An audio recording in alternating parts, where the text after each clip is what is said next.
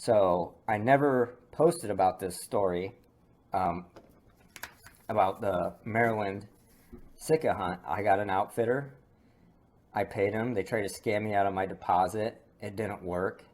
And then they eventually, for this overview, I'll just put it here. It was very rude and talking on the phone for no reason.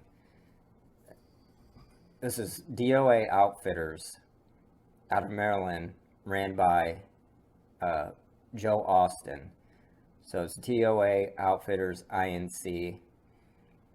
So do the overview. He's very rude when you're talking to him for no reason. He'll get rude, and he likes to pull a check scam where you send a deposit in as a check, and he'll cash it or say it's lost, that he never received it, though he did, and he spin it, and then he'll try to never talk to you again or get you to go away. And then he has a day hunting only scam. So this is where he tells half his people he only hunts in the mornings, another half you only hunt days.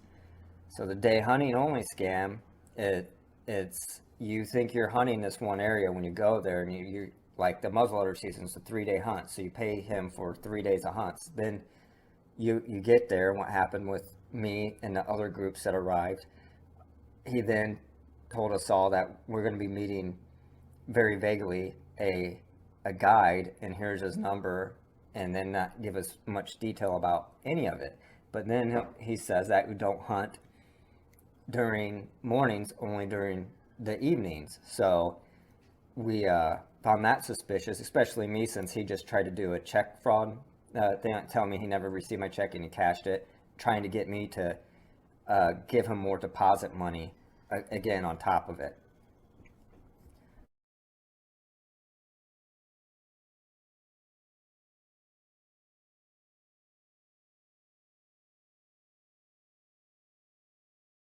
So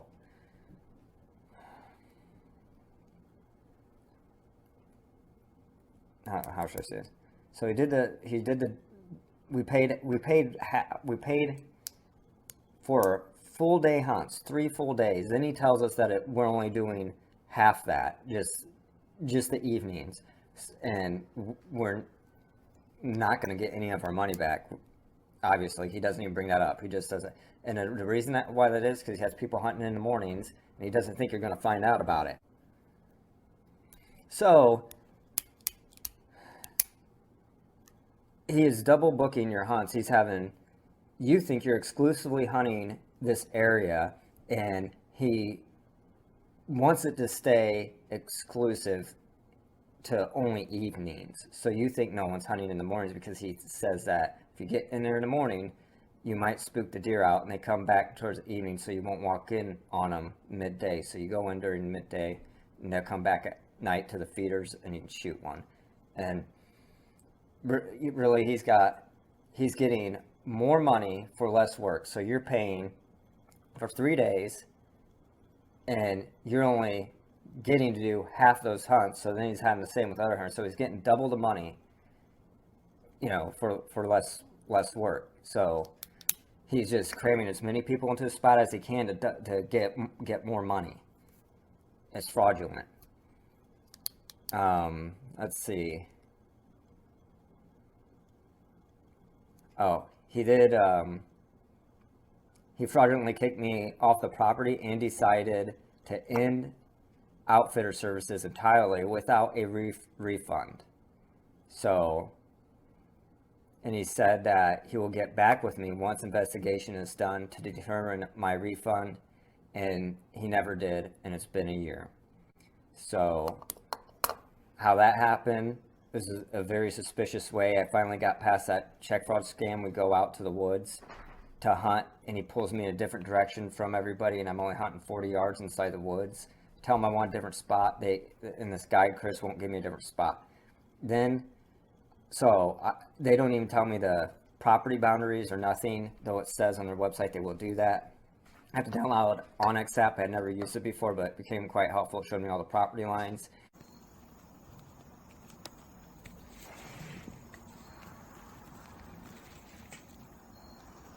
So I just got out here in Maryland to this outfitter to do a Sika deer hunt. And we pull up and meet this guy. He's supposed to take us to our spots. Me and a few other guys hunting out here. He pulls me in different directions and everybody else says, hey, I'm going to take you over here.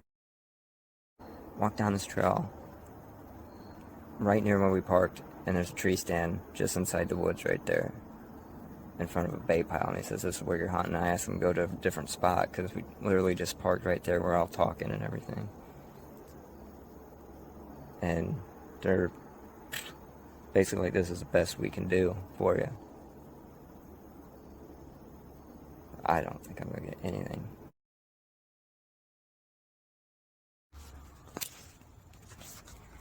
Alright, so that spot I was hunting in 40 yards from where we parked at. Anyway, I got down from there and went about 80 yards in.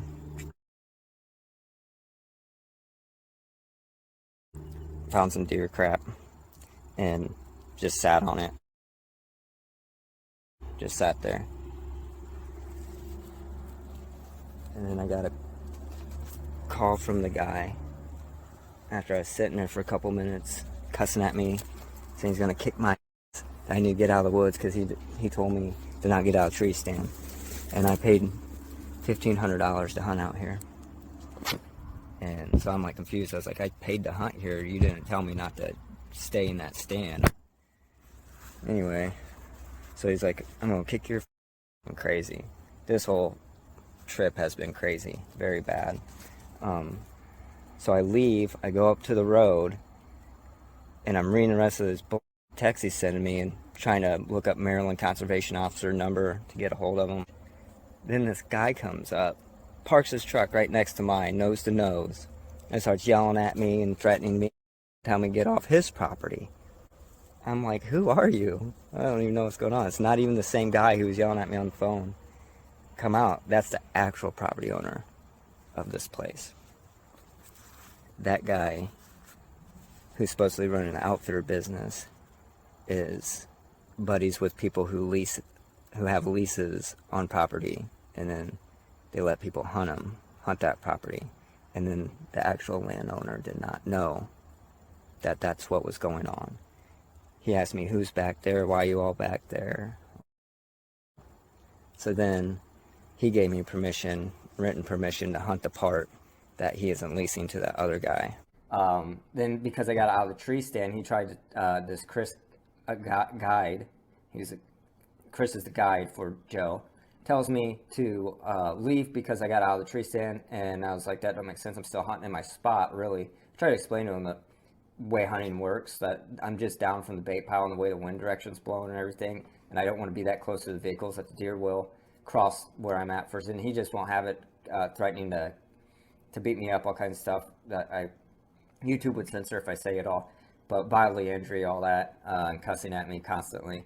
And so he's, at the end of it, tries to say that because I got down from the tree stand, I'm trespassing, just anything to get me out of the woods, which is very weird. So they fraudulently kicked me out for hunting, though that's what I just paid to do. It still pees me off thinking about it. It's taken me a long time to make this video just to try to, I want to get it all right, in order. This is just a preview video of what I'm going to basically story tell through everything that happened after this video.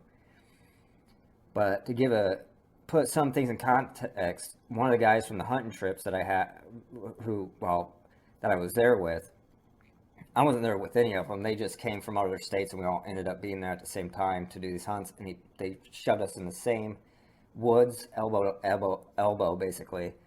So this guy wrote a very long review, but I'm just going to read the very end of this review. He's like, we also did some, this is a Google review. You guys need to read the Google reviews about this guy. All the bad ones are not lies. He'll reply to them that they're lies, fraud. He never heard of these people. While he was talking to me, said he'd never talked to me before as well, and all types of weird stuff.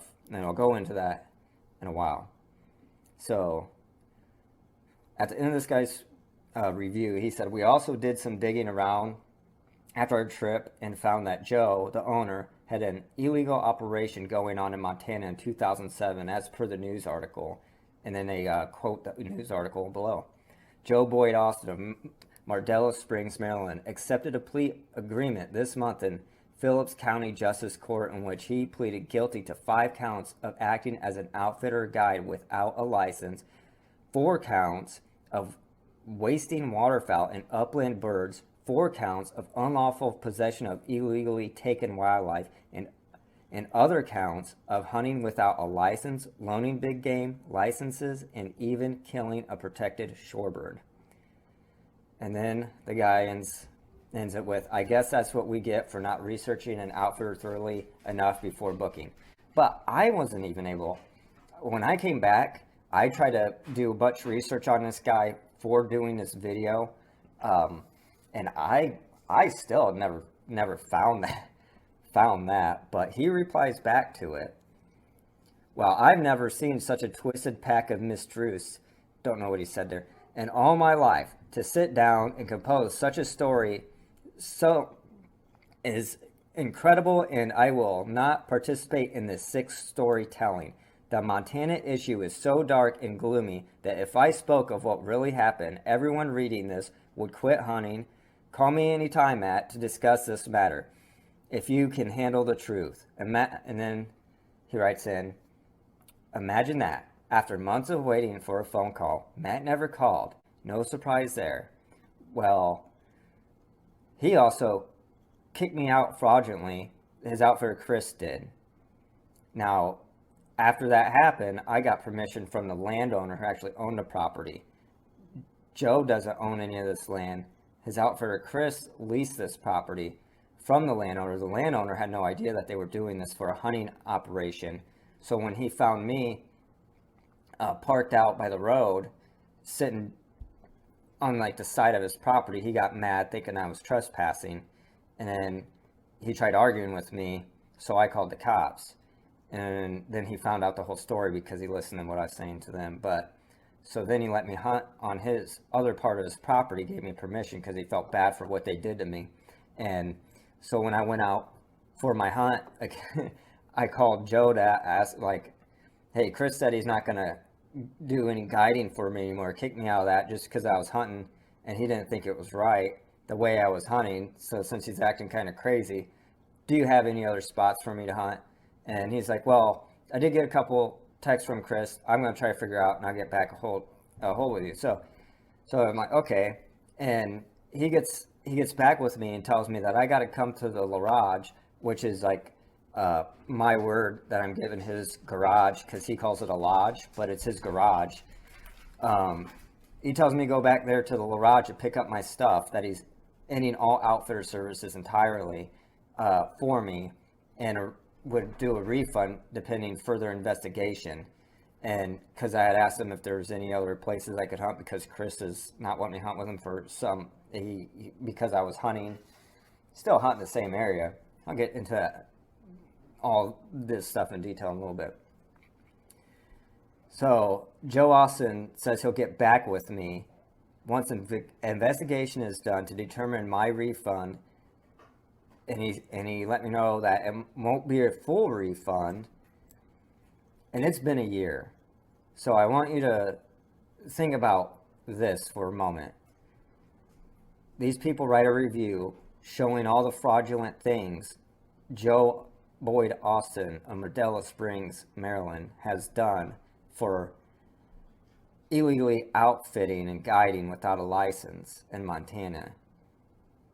And he tells a person that points that out to call and discuss this matter if you can handle the truth. And then he never gets a call. So he says, imagine that, after months of waiting for a phone call, Matt never called. No surprise there. Well, it's been a year for me that you said you were going to call me, that Joe Austin of DOA Outfitters said that they were going to call me to determine my refund, and they never did. And I told them, what wouldn't make sense is if the landowner, if I did something so bad to determine that I get kicked out, why would the landowner give me permission to hunt the land in front of the land that he's leasing to Chris? Because of what Chris did to me. Because it was wrong. He let me have permission to hunt there because it was wrong what they did to me. So Joe is trying to say, hey, it's on Chris what happened to you, not me, and I'll get a hold of him, and since I know your side of it, I'll see what to do about it and try to get your refund back. I'll get a hold of you later for it. Because I was like, when I went to pick up my stuff, I was like, give me my money back. And he's like, well, I have to do all of this, and then I'll get back with you. And then I was like, yeah, just like you tried to scam me out of, you go and spend my check and then told me you never got the check. And then I had to pay a check fee to prove to him that he took my money. Because as long as he lets me know, as long as I can't prove that he got it, then he never did. It doesn't matter if he actually got it and cashed it. It's if I can prove that he did. And we're going to go on. We're going to go into that stuff. This is just the long overview of all of that.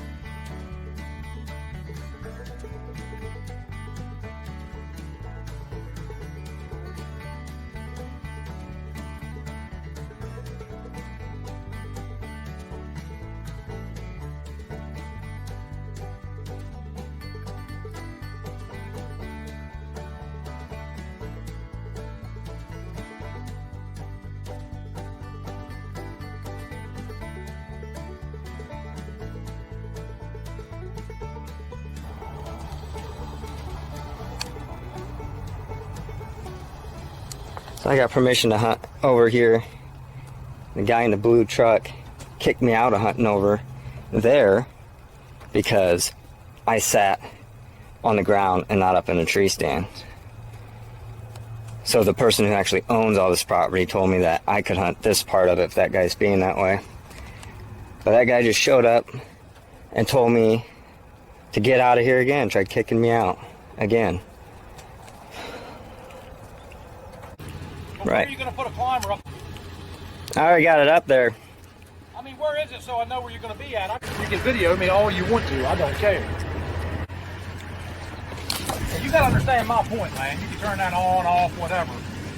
I got to get mad when you say you'll come out. That's the only reason why. Okay.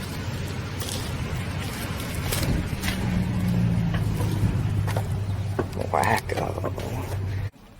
Well, they're having everybody. Started driving through pretty quick, but everybody from yesterday is hunting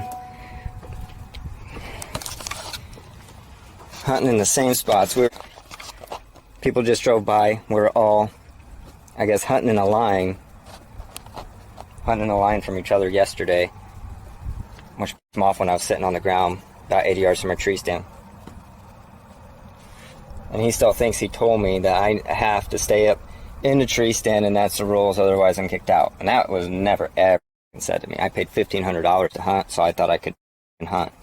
I pulled up the Onyx when I realized my spot was right next to where we parked, because you know, if you're hunting right above your truck, or a row of trucks, there's few people that are back there. The deer are going to go around that as much as possible.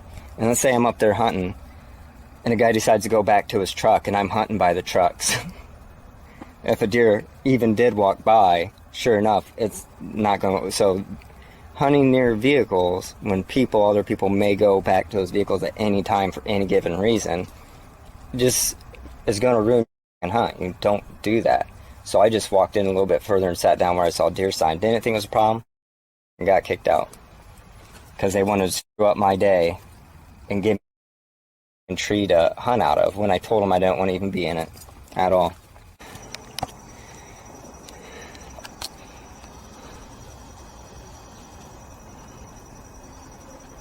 I get up in my tree stand, now that guy's just sitting in front of the property. There's my truck way over there.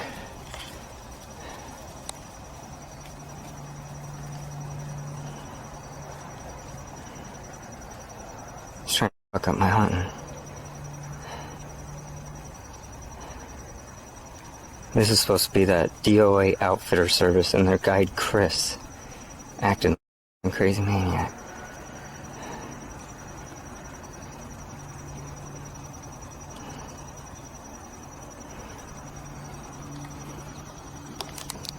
Crazy. Anyway. Alright. This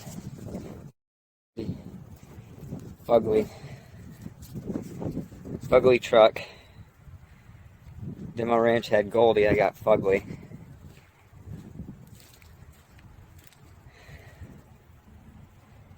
Anyway. 23 years old. And I brought, this is a piece of foam panel, and I turned it into a little bed in the back part for me. It's a little small, but so am I. I got it for when I got a deer. I could put it in this, bunch of ice, put that foam piece on top, ratchet strap down, make it like that's cooler. So this is what I've been doing. I've been camping out here, basically where I'm gonna hunt. Then yesterday I was hunting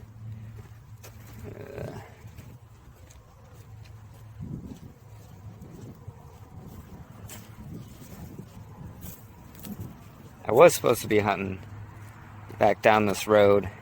Basically stops right past that telephone pole or power pole, and hunt the woods back there.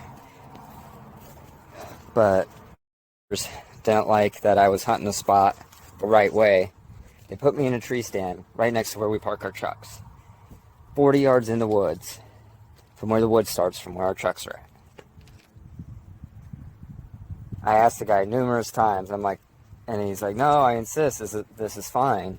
And Sika deer's spooky, so in my mind, if anybody goes back to their cars, he leaves or comes back for anything, and he's looking around. They hear doors slamming and closing. You could hear people talk up there. What makes you think a deer is going to come to this bait pile even though there's bait there? That's why there's bait there, is because they're so skittish. You'll never see one without bait being there. So then you're going to have people, a bunch of people, 7 other guys park right there. It's stupid. So what I did is they got these little orange flyer tape or whatever taped around trees going up the trail and down the trail. So I went and I put Onyx on my phone for like the $15 a month thing. Put that on my phone, got it out, so I wouldn't interfere with any property boundaries. I walked up the trail following his markers, and then they goes into what it says was another property. Only found one set of tracks. The wind's was blowing the opposite way anyway, downwind. But he said the deer come from that way, so that's why I went up the trail.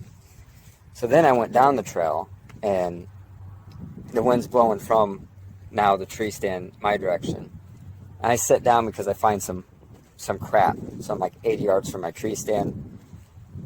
So I'm sitting there for a few minutes, but the reason why I'm sitting there on this pile of crap is because the wind's blowing straight at me. The deer come from in front of the tree stand, but the wind's blowing behind it. So I'm behind it. So when those deer go to loop around, they're going to run basically right into me and not catch my wind and not know what that I'm probably even there. Because they're going to want to get to the bait pile, but they know people park up there. They're going to want to wind, smell, see if it's safe to go up. Just played the wind. So I'm still hunting the same bait pile, just in a way that I was guaranteed to get a deer if one ever tried bait pile.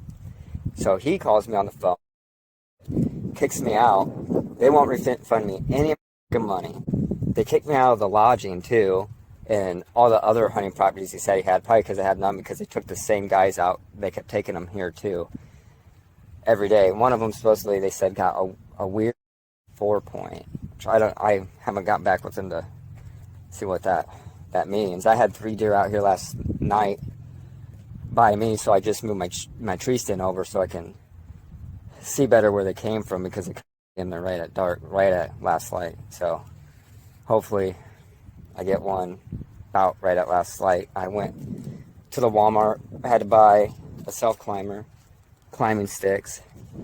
I put the part of the self-climber on this tree that's just the base, not the seat part, and the climbing sticks out there. Okay, so this part of the video I'll show where I was hunting right in this area. As soon as I sat down, we were all parked up in this parking area getting dressed, and then he walks straight down along this pole barn, and then the trail curves around in and then stops. So it's only like 40 yards in the woods, if that. And there's a bait pile right in front of it. I get on, that was on Google, so I get on the Onyx app. This is all public land behind it. So I take a screenshot. I think this is the first screenshot with Onyx I take. And there it's showing me.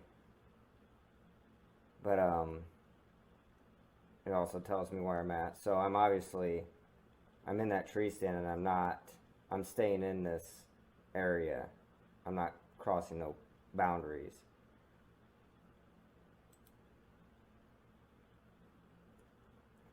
So here's another one zoomed in where I'm at.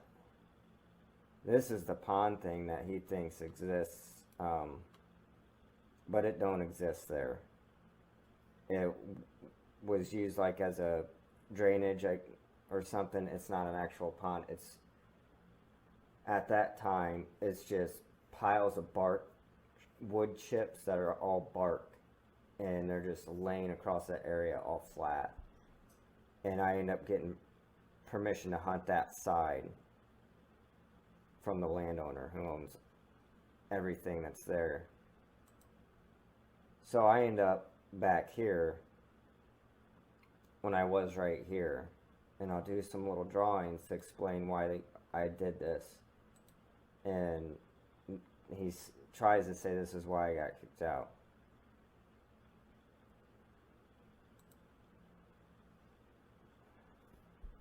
I'm trying to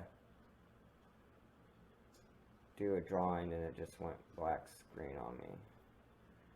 What the hell?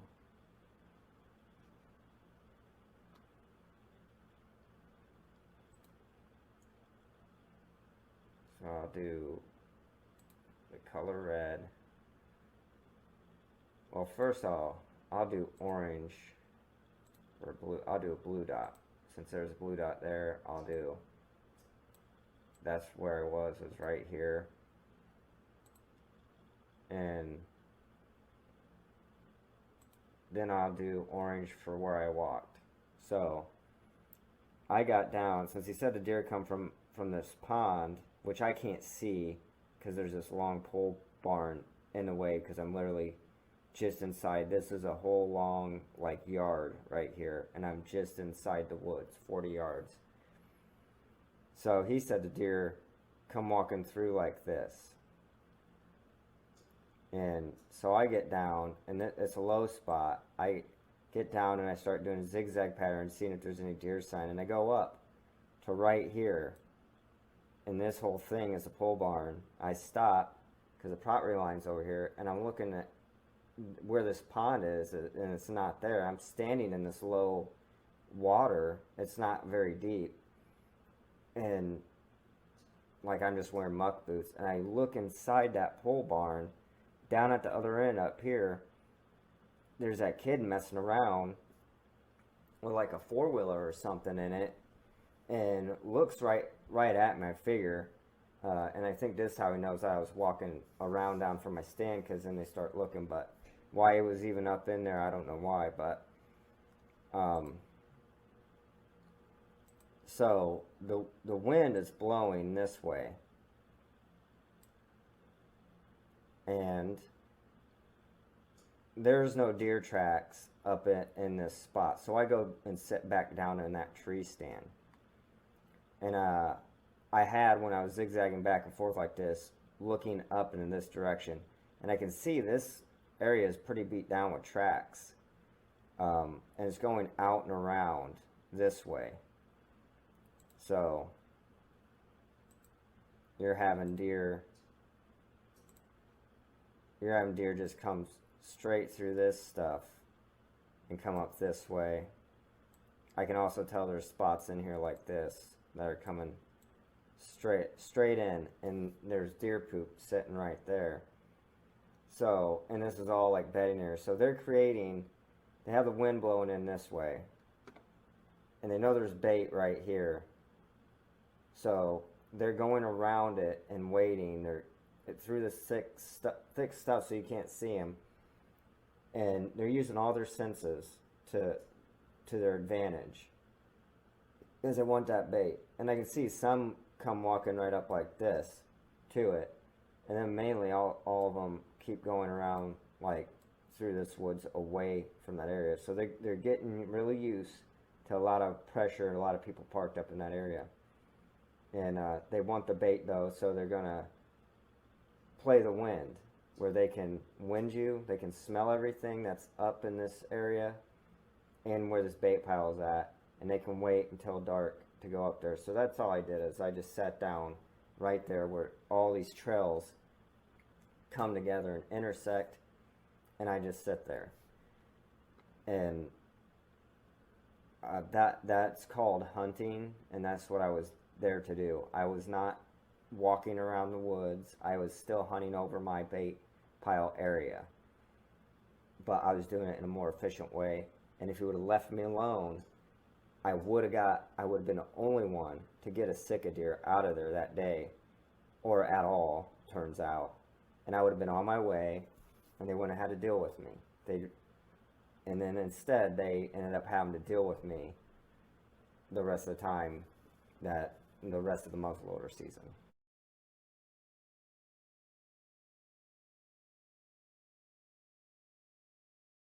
Okay. 48 Google reviews, 3.7 stars.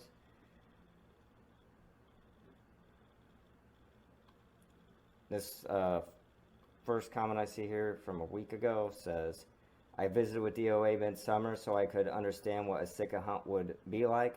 Joe explained how they hunt mostly tree stands and they only hunt afternoons to avoid scaring deer away from the feeders. That's a lie. Anyway, Joe's response is, thank you for the kind review. This is much appreciated. So this guy, I don't know if he's real or not, because he says he visited DOA midsummer. I visited with DOA midsummer so I could understand what a Sika hunt would be like. Okay. Joe explained how they hunt mostly tree stands and they only hunt afternoons to avoid scaring deer away. Here, this is a comment that he himself had somebody put, like he had somebody's friends would put this comment up there, or this guy is really gullible, because he didn't he's not having you hunt afternoons to avoid scaring deer away. It's because he's having people hunt in the morning, so he's saying that.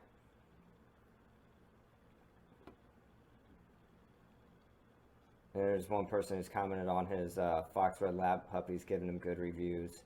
So that's probably a real review, because people like puppies and they're gonna give you 5 stars if you ask them to. Like, you know, oh, I love my puppy, my purebred puppy or whatever.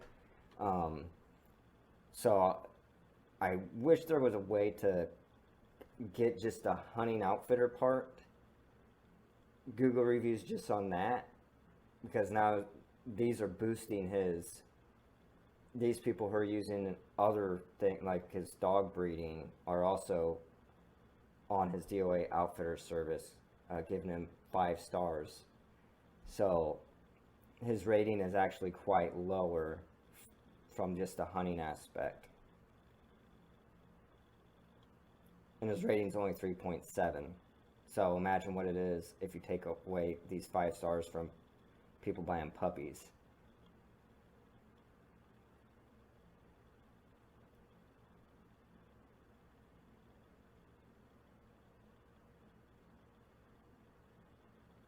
A lot of people doing snow goose hunts. I don't know why people hunt geese.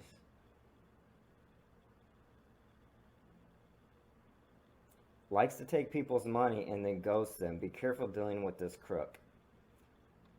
That's true. He tried to take my deposit, and that was good enough for him. He don't want to deal with me after that, but I was able to get through that stage. So he responds back to this guy. Interesting how people leave nasty reviews and have no clue who we are. The governor's office obviously thought much better of our organization by extending to us the title of Outdoor Recreational Sports Ambassador. So he doesn't even confirm or deny. He skirts around that part of if this guy is saying he scammed him out of money. Likes to take people's money and then ghost them. Be careful dealing with this crook. So he doesn't even respond in his response from the owner. He doesn't even respond to that. He says, interesting how people leave nasty reviews. So he just says he thinks it's a nasty review. And he also says that they have no clue who we are. Obviously the guy didn't have a clue who you are, but I'm sure he's got a clue now. So I'm sure that's true that he doesn't know how you are, but he's got some clues.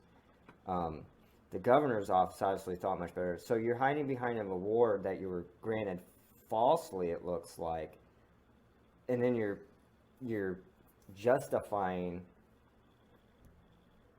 how you are by hiding behind this award to make it seem like you're a good person, when apparently they didn't give you their process of choosing you to get the award was probably monetary reasons. They probably saw that you generate a lot of money. They probably didn't see how you're getting that money is committing fraud on people. So this award is bogus, okay? And you're hiding behind this award. And then you're commenting on it, like using it as a shield in your response to reviews. You are a POS to do such a thing. Very dense, man. One guy says, do not book with these guys. Poor sportsmanship and encourage us to shoot over our limit. Hard to get a hold of and not friendly in the slightest bit. That's true. That was my experience. And everybody else that was there. His response to this. Response from the owner. I can't imagine who this gentleman is. He always does that. He always denies, like, I don't know who you are. And we do not violate game laws by shooting over limit. Yeah, you probably violate them by doing other things, right? So he doesn't say that he violates the game laws. He just says, we don't violate game laws by shooting over the limit. Just call Joe if there was a problem with your hunt. FYI, I don't even know and then he says the guy's name. Just saying, I don't know you. That's his response. Very dishonest outfitter. Just a little update for DOA response. I sent payment next day, UPS with a tracking number, and it was delivered to his front door, and he texted me saying he received payment and now is threatening with a lawsuit saying he never received payment. I believe, if nothing else, this just shows the owner's character. Do just a little bit of research before you contact this company or the owner. Your money is better spent anywhere else. And the response is, this guy hit the response from the owner, which is Joe Austin. This guy threatened us with a 1-star review if I didn't pay him. He turned us over to the Better Business Bureau complaining about a service we promised, which we did. Only problem, I can't refund money we never received. We guess this guy must not have checked to see if his check was cashed. big mistake. I'm sure my attorney will write him a nice letter with a request of his presence in court at the lawsuit. It's just not proper behavior to slander a proper business like DOA Outfitters Incorporated. So you just threaten this guy a lawsuit in your response section for your reviews. How is that how would a proper business do that? You would send him a cease and desist order, and then you tell him it's a big mistake that he didn't check to see if the check was cashed or not. He sent you the check, and he had proof that he sent you the check. But now you know, because the situation with me, that I had to prove, I had to go get a tracked check and get charged for it. So I try to say that one time. So he learned from me that you had to go through this process with the bank to prove that it was cashed. And this guy, he just went through the process of confirming that the check was handed to him. So he is right in what he said, and Joe is wrong. He said in this, I'll find it.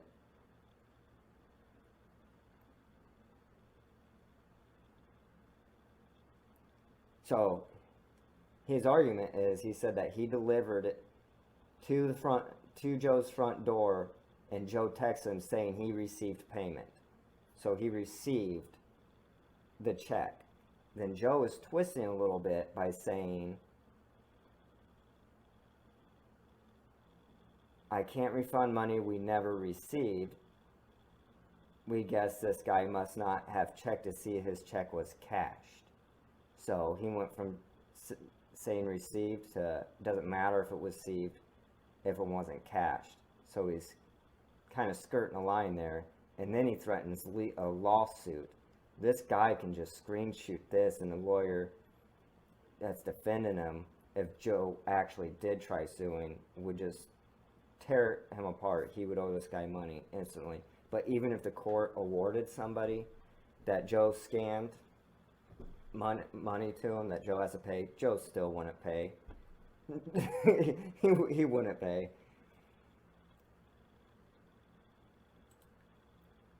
Oh, this one's a little bit long. This one's about a snow goose hunt. He was, I'm going to paraphrase this. Was home for a great experience for a guided snow goose hunt, but it turns out Joe at DOA is the last guy you should call. Is unprofessional. He postponed the hunt due to rain. Then when a few days later it was sunny, and Joe said that the sunny conditions are not good for the snow geese, so we shouldn't expect much.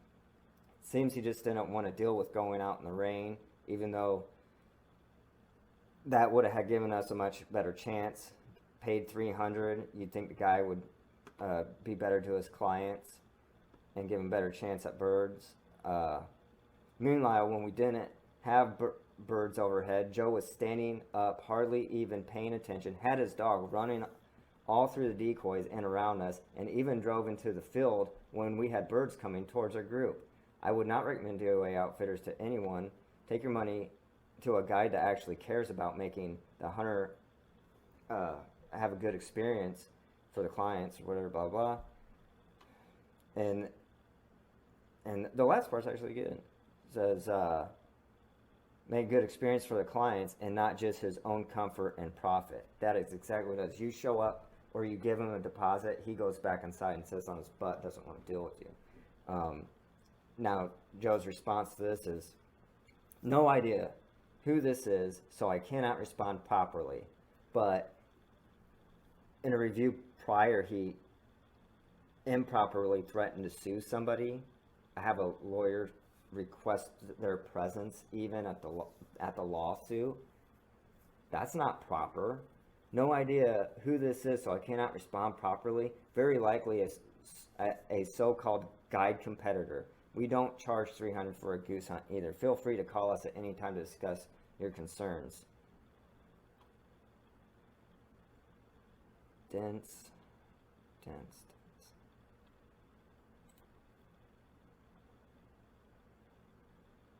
I sent an email to Joe this this morning requesting info on Sika deer hunt. Keep in mind on the website under contact info, it lists his email address. This guy sends me an email back, and here it is. If you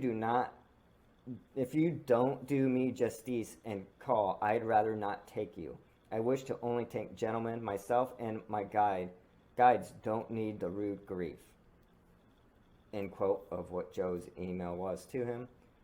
And now he says, then after I send him an email back that I would take my money elsewhere, he accused me of being friends with some other guys that had left a bad review. Maybe you need to start being more of a gentleman and you wouldn't get bad reviews. And then Joe's response, surely not the complete story, but I'm sorry he took it that way. Now, this was 11 months ago. He was thinking he's part of the group of people that also arrived and did the hunt that made us all, realize that this is a scam. He's so paranoid about that. He's accusing these other people that he comes off wrong to being part of in that group that I was there at the same time as those people. I have not wrote a review on this yet. I'm going to write a review when my videos come out. So by the time you're seeing this, you should be able to see my review on DOA Outfitters Incorporated's Google reviews. Scamming way too many people. I wouldn't even believe these 5-star reviews. And then his response is, he is a liar. So, but that's true. These 5-star reviews, most of them look like people he has done business for years, so he feels more friendly with them, so he does a good job on part of them. And then the others are from people who buy dogs that shouldn't even be on his DOA Outfitters Incorporated for the hunting aspect anyways. If you separated those two, his Google review stars would be very low, probably like around 2. Alright, what an amazing snow goose hunt. Joe came through for our group. Over 100 birds, large group hunters. His lodge was rustic, comfortable. His lodge, okay, I think this is fake right off, because his lodge was not rustic or comfortable. It was a lodge. It was a garage lodge. It was a garage that may look like that. That it was a lodge when it wasn't. Alright. Took $600 for a deposit from a couple buddies of mine, and then later told them that then they had a COVID outbreak in their club, so they had to cancel their hunt with no refund. Awful hunter to hunter ethics and customer service crooks. His response is, it's not true. We will not discuss our group client personal business in such a setting. Which obviously he did take their money, and he's just saying that you guys can't prove it, basically. We're not going to talk about those matters. Those matters are personal. Zero integrity. Scammed group. Took the money and blocked phone numbers. Incredible behavior. We don't know this guy at all, but we will soon. Is that a threat?